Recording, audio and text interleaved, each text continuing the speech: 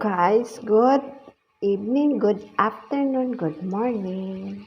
For today's video, magluluto tayo ngayon ng soup. Ayan. Good soup with oats. Ayan po. Ito po yung meat na meat natin. Meat goat.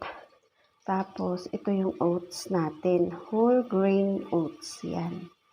Yan po ang ating gagawing soup. Tapos ito naman ang ating tomato paste panglagay natin dyan, pang ingredients natin at iba pang mga pampalasa. Ito ngayon guys, mag-isa tayong sibuyas bawang. Ayan. Ito po ay bay leaves. Ito naman po ay sa Arabic is girpa, sa English is cinnamon stick. Yan po ang ating pampabango sa ating soup. Good soup. Ayan. Ayan natin siyang magpula guys.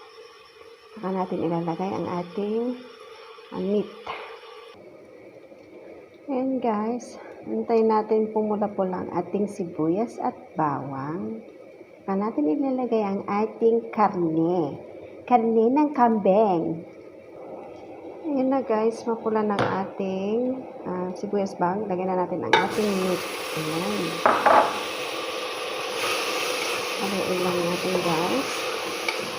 Ayan. Inano ko pala siya guys. Hiniwa ako siya ng maliliit na pa-cubes. Ayan. Hindi ko alam kung makita nyo guys. Ayan. Sana malinaw. Ayan, tayin lang natin siya. Isangkot siya natin siyang mabuti guys. Hanggang sa lumabas ang kanyang tubig ng karne. Ayan. Ayan. Ito guys. Ayan.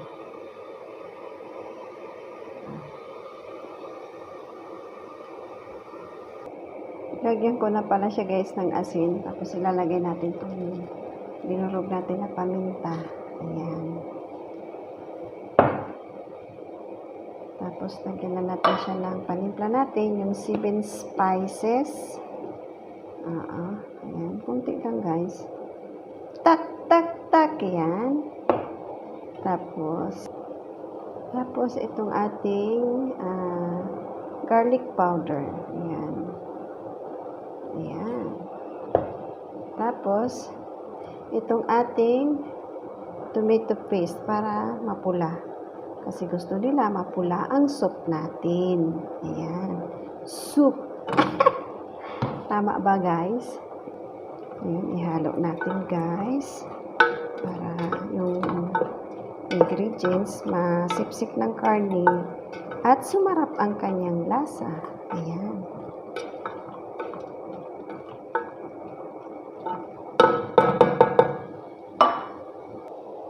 Ayan guys, okay na siya. Ngayon, lagyan na natin siya nitong oats. Ayan. Oats, yan. Whole grain oats, mga tatlong nito guys. Tatlong takal itong maliit na baso. Ayan. Isa.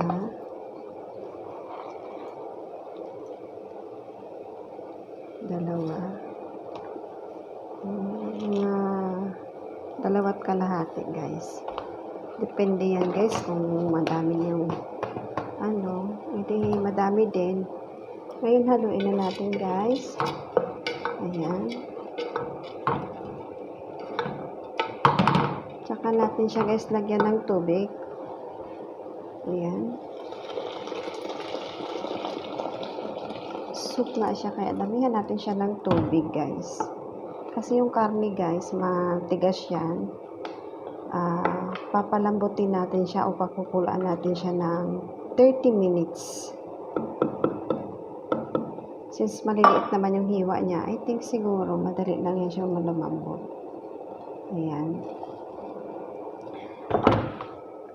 Kaya guys, antayin natin siyang maluto. After 30 minutes, babalikan natin siya guys. Okay? Maraming salamat.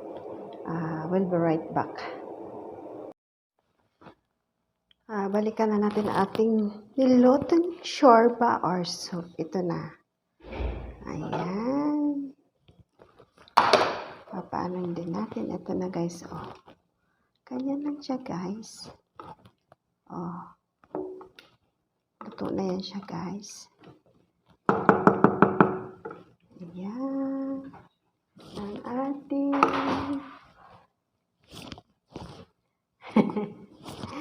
ang ating soup. Sa Arabic is shorba. Luto na yan siya guys. Ganito na yung kanyang texture. Yan. Luto na yan siya yung meat niya. Tikman natin kung yung ano niya, yung timpla niya guys, okay na. Yung asin. So, ayan. Ito na guys, hanggang dito na lang ang ating video. Luto na siya at ganito po ang kanyang texture. Malambot na rin po ang kanyang karne. Tamang-tama lang siya sa ating pagkakaluto. Kaya guys, hanggang dito na lang. Maraming salamat dyan sa lahat ng aking supporters, mga nanonood sa aking mga videos. Maraming thank you talaga mga guys. Shout out dyan kay Sis Ruth Bates, Sis Gemini, Sis Kate, Sis Vladify, Sis Rosdar, at sa lahat po ng aking mga tagapanood ng aking mga video. Ma'am Rina Nakaishi, Ma'am Marisa Sonakawa, shout out po. Salamat sa lagi niyong panonood sa akin. Maraming salamat po. Bye-bye and God bless po sa ating lahat and mabuhay. Bye-bye.